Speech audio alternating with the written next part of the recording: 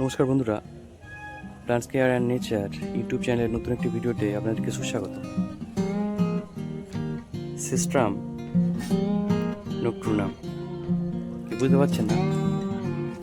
আসলে আমি বলছি হাসনুহানা বা হেনার কথা। হাসনুহানা হেনার নাম সবাই শুনেছেন। আমি আজকে সেই গাছটাই সম্পর্কে কিছু কথা বলবো। এই যে ফুলটি দেখতে ছোট হলে কি হবে, রাতের বেলা যখন এর সুবাসে চারিদিক মোহিত করে তোলে, তখন সত্যিই বোঝা যায় না যে এত ছোট ফুল আর তার গুণ। কিন্তু দিনের বেলা হলেই এর গন্ধ যেন কোথায় উদা হয়ে যায়। এটি হচ্ছে এর বৈশিষ্ট্য। রাতের বেলা এর বৈশিষ্ট্য একটা অন্যরকম পর্যায়ে পৌঁছায়। দিনে সূর্যালোক পড়লেই এ পুরো চেঞ্জ হয়ে যায়।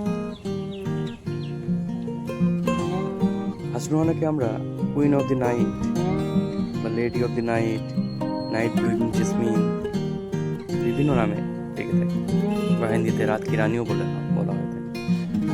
এই ফুলটির আদি নিবাস হচ্ছে কিন্তু ওয়েস্ট ইন্ডিজ, কিন্তু দক্ষিণ এশিয়ার প্রাকৃতিক পরিবেশে এই ফুলটা এখন যথেষ্ট ভালো হচ্ছে। এবং আমাদের এখানেও ফুলটি এখন হচ্ছে এবং খুব ভালোভাবেই হচ্ছে। এই ফুলটি সাধারণত ডাইরেক্ট সানলাইট পছন্দ করে। আমরা আমাদের ছাদ বাগানে এটা করতে পারি।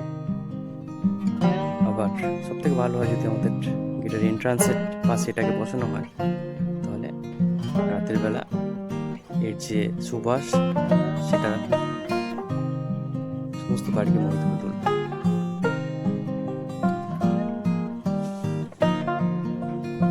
গাছটা সাধারণত 10 থেকে 12 ফুট মতন লম্বা হতে পারে, কিন্তু আমরা যদি কাটিং করে রাখি তাহলে কমের মধ্যে ছোট করে এই ফুল আমরা পেতে পারি।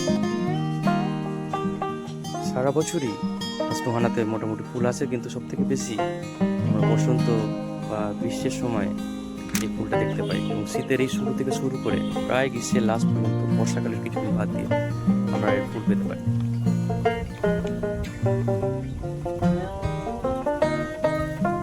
বন্ধুরা, আজকে হাসনুহানা বা হেনা নিয়ে একটা নতুন তথ্য আপনাদেরকে দিলাম।